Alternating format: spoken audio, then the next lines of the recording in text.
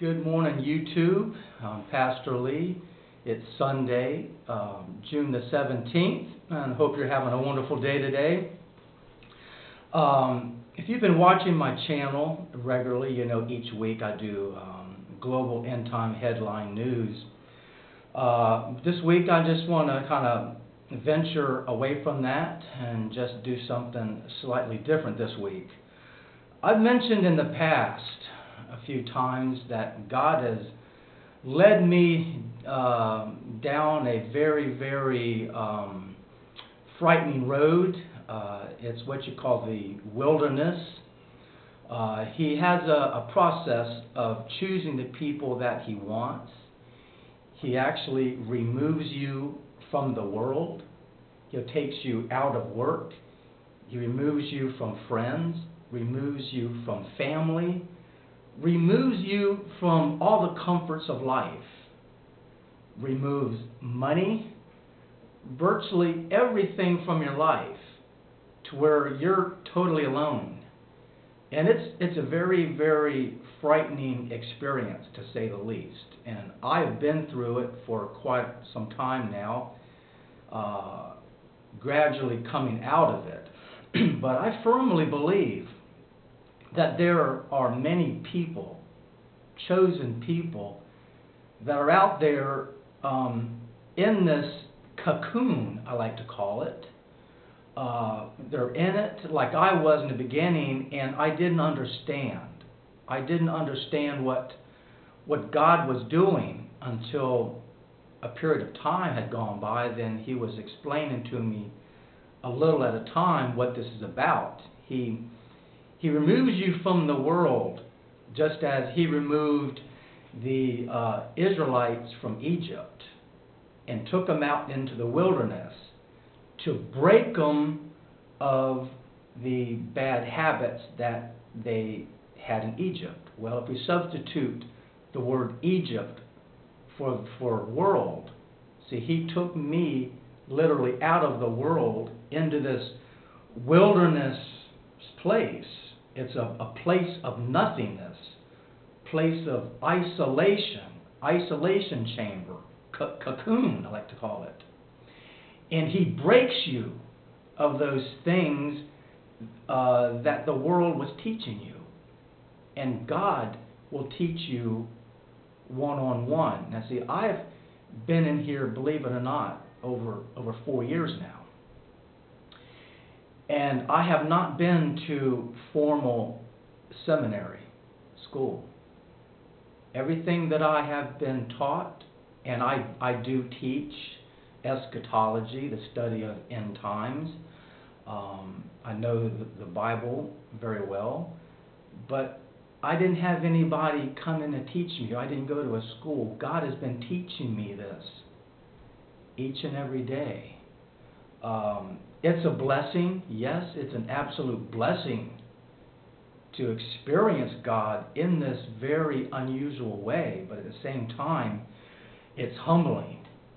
What a humbling experience it is to be in a place where all the comforts of life are completely stripped away.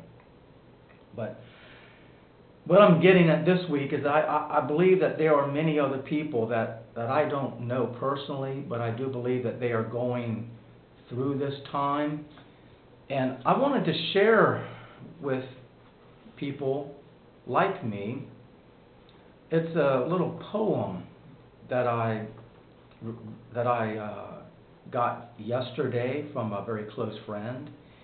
And it's really spot on. I mean, it really hits this right on the head. And I just want to share this little poem. I'm not great at poetry. They're trying to hold it against me.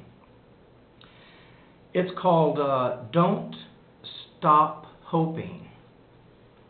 Once upon a time there was a caterpillar full of fuzz. He knew one day he would fly, so he didn't fret as the days went by. He also knew that he'd be pretty, so he didn't fear not an itty-bitty. He spun himself a fine cocoon then found himself to have no room. God knew the caterpillar would be at his best only after he went through some tests. So he hung him in a tree upside down and kept him there till the sun went down. The caterpillar sure didn't want to be hanging out alone in a big oak tree. But even though he didn't understand, he trusted God had a perfect plan. He cried all night, but then come morn, that fuzzy little worm was no longer forlorn. Because Jesus answered that little worm's cry and made him a beautiful butterfly. So wait a little longer after you've done all you can. Don't stop hoping, for God has a perfect plan for you. Just wait a little longer. Jesus will come through. He's making you beautiful too. See, I think that's a wonderful, wonderful poem, because in the very beginning, before God brought my wife and I back here to Florida, we were living in Texas. And when he led me into this cocoon isolation chamber, this is exactly what God described it to me. He said, you are like a little caterpillar that goes virtually unnoticed, nothing special, nothing beautiful about you. People don't really care too much about. And you go in as the caterpillar. You spend a period of time in the cocoon without anyone on the outside being able to see or to know what's taking place on the inside. Well, as you know, with a caterpillar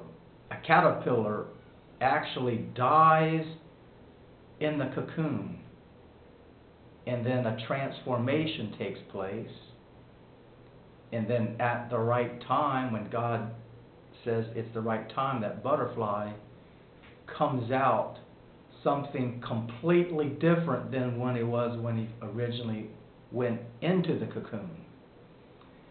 And this is what I've been through, but I just hope that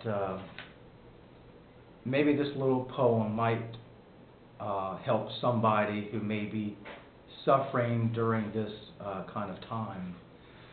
As far as headline news, the main thing that you really need to be looking at now is two prophecies.